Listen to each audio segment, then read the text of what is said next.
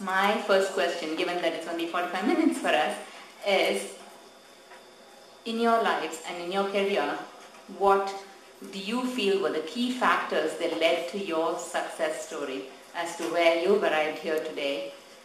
So if you can share that in 2-3 minutes, if that can be the focus of your attention while going through your career graph, that will be helpful. I would say that my IIT, when I went to IIT a little earlier than some of you people, but when there were, of course there's still very few women, but I think my IIT training really helped me to, apart from getting a strong foundation in math, science and engineering, helped me to work as a minority, to learn to find my edge amongst, what my skills were and where my edge was over everybody else. And I think the key successes to my career have been constantly following that and staying focused on the goal. I've been lucky to, I've been in software all of my career.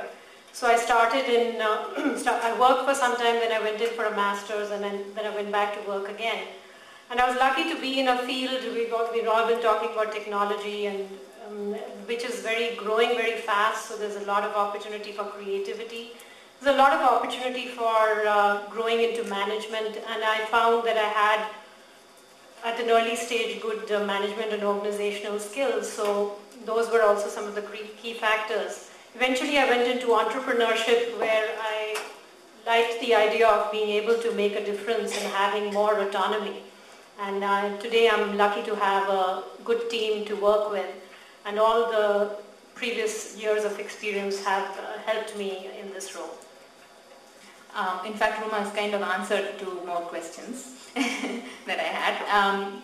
Parvati had recommended that we talk about what obstacles you felt were there in your field. And when I was thinking about that this morning, based on that "do you feel heard" question, I wondered sometimes if it's the obstacles also in our minds. I think in many ways, we IIT women, we just didn't see that obstacle. We didn't say to ourselves, I'm a girl, I can't go to IIT.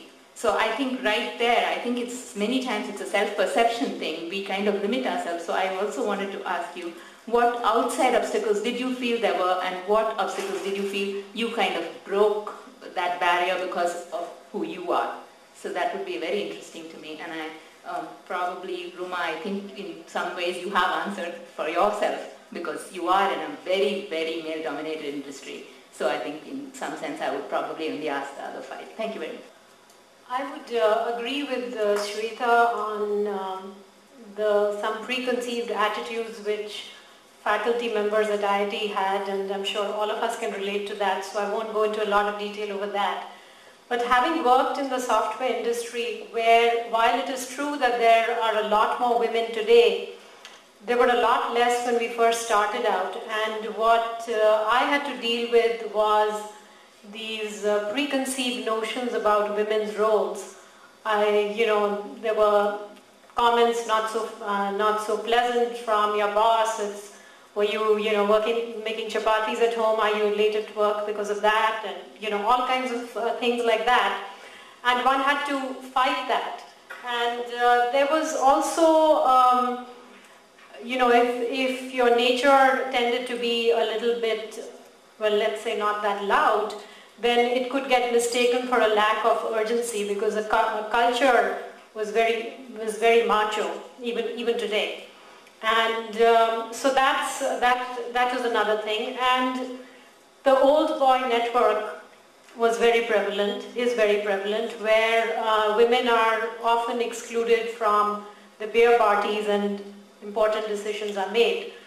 So how I learned to deal with this was that I basically learned to find the things that I was good at and leverage that, and excel in that. And I was fortunate that in some of my jobs I had mentors who recognized that, and my mentors were both men and women. So I strongly believe that for progress and change to occur, men and women have to work together. While it's good for women to network and learn from each other, overall the problem can be solved and solutions can be found by everyone, all the talent to work together.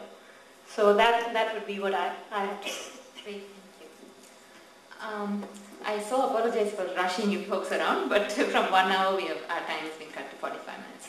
And the other thing that we were thinking of was lessons learned in your career that will be useful to everyone. And when Shalini and I were talking at lunch, she was saying, how about something humorous? And I was like, well, we are from IIT. We did have a very unique experience, right? We were basically in an army camp, I think, in some ways. And what were those unique experiences? What did that do to your brain, your psyche? And like one of them said, we were a minority. We know how it is to walk into a room 250 of somebody else.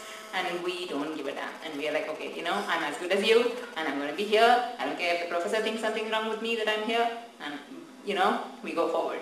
So what is it about being an IIT girl you felt was something that impelled something different in your career? And any lessons learned along the way that you can share with the younger women here today? Thanks. Well, I can definitely resonate with what everyone else said. And another thing I learned was not to get discouraged if things don't always go the way you want to, because you are a minority. You just find a way to make a mark the next time. And on a slightly more serious note, basically you should encourage inspiring behavior and discourage prejudicial behavior. I'm sure all of us encountered that in IIT and elsewhere. And basically, find ways to inspire, inspirational behavior. To encourage inspirational behavior. And I think the last thing I would say is that you just have to learn to be yourself and have a strong sense of self. The last thing that we would talk about, I think, is what in your minds are things we can do towards networking and mentoring. I was listening to the issues this morning and I was thinking we are an innovative lot, so why not think about telecommuting? Why not think about some global ways so that mothers can work late evenings? The guys come home and then you start working at home on your computer at any time because you're working with an Indian firm. We can think in sort of much broader ways for solving our own issues. But anyway, any ideas you have for going forward, what would you like? What would you see this network take the form of? Any ideas you have for suddenly opening up this discussion?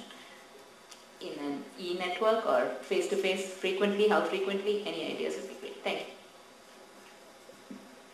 I think a network like this is a really good idea, and I agree with Swati about staying in touch. And since in-person meetings, since it's a global network, are not as easy, we all are in high tech, so maintaining blogs, groups, and all that would be a good way. If someone is looking for something, they just post an email and then somebody else can help, and just that is a way of communicating. So have all kinds of communication channels open without, of course, being too much email, because all of us get way too much email.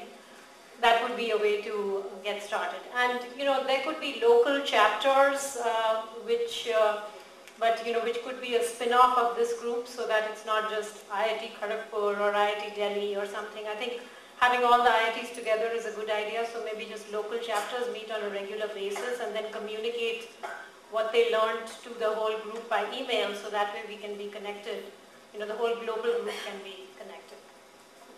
So I think